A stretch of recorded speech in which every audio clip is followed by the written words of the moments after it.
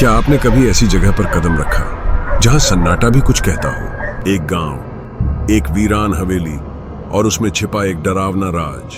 राकेश, एक निडर पत्रकार, ने सोचा था कि भूत सिर्फ कहानियों में होते हैं, लेकिन उस रात उसे मिला कुछ ऐसा जो आज भी उसकी नींद उड़ा देता है। स्वागत है हॉरर एफएम में, जहां हर कहानी आपके रोंगटे खड़े कर देगी। आज की कहानी है यादों के भूत। क्या आप तैयार हैं इस हवेली के रहस्य को जानने के लिए? तो लाइट्स बंद करें, हेडफोन्स लगाएं और चलिए इस भूतिया हवेली में। लाइक, कमेंट और सब्सक्राइब करना ना भूलें, क्योंकि डर का सफर अब शुरू होता है। अक्टूबर की रात थी। हवा में हल्की हल्की ठंडक घुली हुई थी। गांव की कच्ची गलियों में सन्नाटा पसरा था। न कहीं कुत्ते भौंक रहे थे, न किसी घर से आवाज आ रही थी। चारों तरफ ऐसा मौन था मानो पूरी बस्ती किसी अनकहे डर में कैद हो।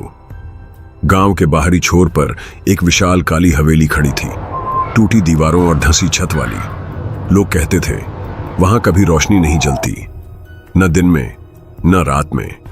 जिस राहगीर की नजर गलती से भी उस हवेली पर पड़ जाती, वह तुरंत नजर फेर लेता। ढाबे पर बैठे लोग जब भी हवेली का जिक्र करते, उनकी आवाज धीमी पड़ जाती। कोई बोला भी तो कांपते हुए, वो जगह अच्छी नहीं है, वहां अंधेरे में कुछ छिपा है। इसी माहौल में पहुंचा था राकेश, शहर का युवा पत्रकार, पढ़ा लिखा, निडर और तर्कवादी। उसे भूत प्रेत की कहानियों पर कभी भरोसा नहीं रहा, बल्कि वह इन बातों पर हंसता था। उसने ढाबे वाले से रात गुजारने की जगह पूछी। ढाबे वाला घबरा कर बोला, साहब, यहां कोई सराय तो है नहीं, पर उधर हवेली है। जगह तो मिल जाएगी, पर मत जाइए, वहां सिर्फ यादों के भूत रहते हैं। राकेश हंस पड़ा। यादों का भूत? यह सुनकर उसकी जिज्ञासा और बढ़ गई। उसके मन में सवाल उठा, क्या सचमुच हवेली वीरान है, या उसके अंदर कोई राज छिपा है जो गांव वाले बताने से डरते हैं? रात के 10:30 बज चुके थे जब राकेश हाथ में टॉर्च लिए हवेली की तरफ बढ़ा। रास्ते में सूखे पत्तों की चरमराहट और झाड़ियों में छुपे कीड़े मकोड़ों की आवाज उसे हर कदम पर चौकन्ना कर रही थी। हवेली नजदीक आते ही उसका विशाल काला ढांचा और भी भयानक लगने लगा। दीवारें जगह जगह से टूटी हुई थीं, मानो सदियों से किसी ने उनकी मरम्मत न की हो। गेट पर जंग की मोटी परत जमी थी, जिस पर बेलें लिपटी हुई थीं। राकेश ने गेट को धक्का दिया। छर्रर की भारी आवाज गूंजी और रात का सन्नाटा और गहरा हो गया। उसने टॉर्च की रोशनी आगे डाली। अंदर घुप अंधेरा था। हवा में सीलन और बांसी गंध तैर रही थी।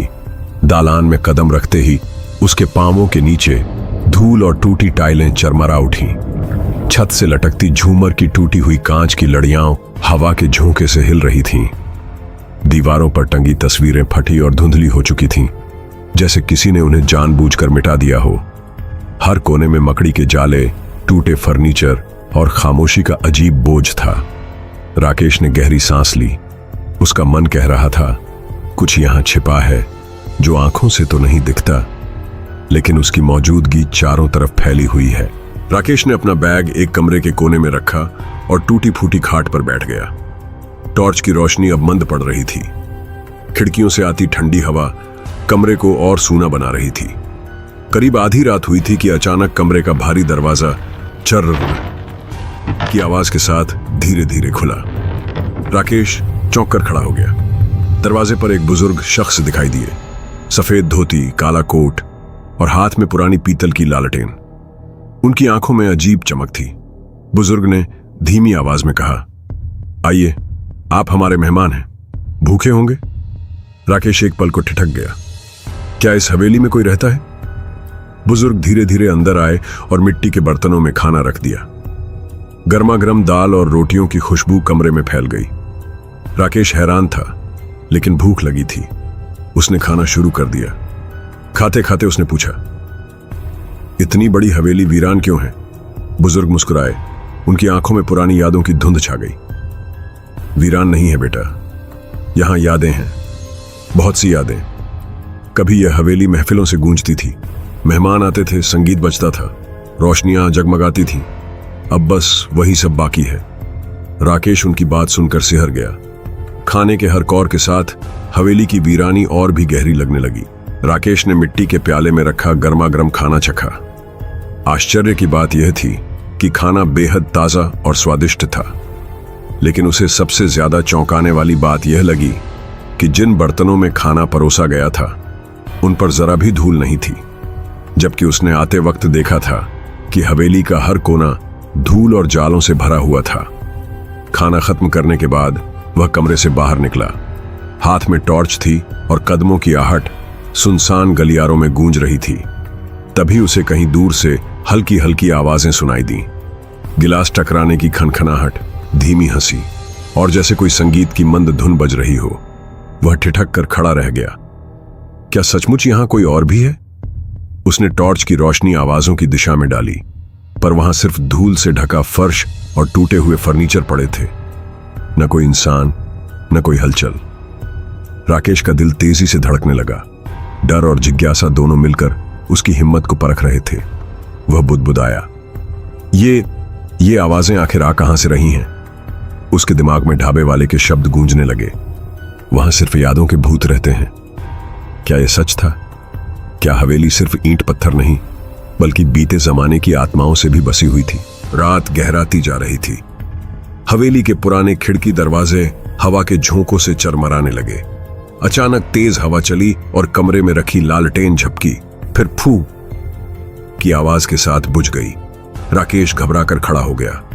उसने जल्दी से अपनी टॉर्च ऑन की और रोशनी चारों तरफ घुमाई, लेकिन कमरे में कोई नहीं था। जहां अभी अभी वह बुजुर्ग बैठकर उससे बातें कर रहे थे, वहां अब सिर्फ धूल और अंधेरा था। जमीन पर रखे खाने के बर्तन भी गायब थे। न प्याला, न थाली, न खाने की खुशबू, मानो कुछ हुआ ही ना हो। उसकी नजर खाट पर पड़ी। वही टूटी फूटी जंग लगी खाट थी जिस पर बैठने से पहले उसे लगा था कि कोई दशकों से इसका इस्तेमाल ही नहीं करता। लेकिन वही खाट कुछ देर पहले बिल्कुल ठीक लग रही थी, जिस पर बैठकर उसने खाना खाया था। राकेश के गले से शब्द नहीं निकले। उसकी रीढ़ की हड्डी में ठंडी सिहरन दौड़ गई। धीरे धीरे उसे एहसास होने लगा, जिस बुजुर्ग से वह इतनी देर बातें कर रहा था, जो उसे खाना खिला रहे थे, वे कोई इंसान नहीं थे। वे इस हवेली की यादों का भूत थे। मुर्गे की बांग और गांव के बच्चों की हल्की चहल पहल से सुबह का माहौल लौट आया था। थकी हुई आंखों और सूखे गले के साथ राकेश हवेली से बाहर निकला। पूरी रात का अनुभव उसके दिमाग में बार बार घूम रहा था। वह सीधा ढाबे पर पहुंचा। ढाबे वाला उसे देखते ही चौंक गया। साहब, आप तो हवेली में ही थे ना? जिंदा कैसे लौट आए? राकेश ने कांपती आवाज में कहा। कल रात एक बुजुर्ग से मुलाकात हुई। सफेद धोती, काला कोट, हाथ में लालटेन। उन्होंने मुझे खाना खिलाया, बातें की। कहते थे कि हवेली वीरान नहीं, यादों से भरी है। वो कौन थे? ढाबे वाला यह सुनकर पीला पड़ गया। उसके हाथ से चाय का गिलास गिरते गिरते बचा। वो बहुत मुश्किल से बोला, वो ठाकुर सुरेंद्र सिंह थे, इस हवेली के मालिक। पर उनकी मौत को 50 साल हो चुके हैं। कहते हैं आज भी उनकी आत्मा वही है जो मेहमानों की खातिरदारी करती है। आपने उसी यादों के भूत से मुलाकात की है। राकेश के पैरों तले जमीन खिसक गई। उसकी आंखों में रात का वही दृश्य कौंध गया। लालटेन की पीली रोशनी, गर्मा गर्म खाना और बुजुर्ग की ठंडी आवाज। आप हमारे मेहमान हैं। अब उसे यकीन हो चुका था, हवेली में इंसान नहीं रहते, वहां बस बीते जमाने की यादों के भूत भटकते हैं। उस रात का अनुभव राकेश की जिंदगी भर की सोच बदल गया। जो इंसान कभी भूत प्रेत की कहानियों पर हंसता था, अब उन्हें हल्के में लेने की हिम्मत नहीं करता। हवेली से लौटने के बाद उसने ठान लिया, वह कभी भी अदृश्य शक्तियों का मजाक नहीं उड़ाएगा। पर डर यही था कि नींद आने पर भी उसकी आंखें बंद होते ही वही चेहरा उभर आता। सफेद धोती, काला कोट, लालटेन लिए वह बुजुर्ग, और हर बार उसके कानों में वही ठंडी फुसफुसाहट गूंजती, आप हमारे मेहमान हैं।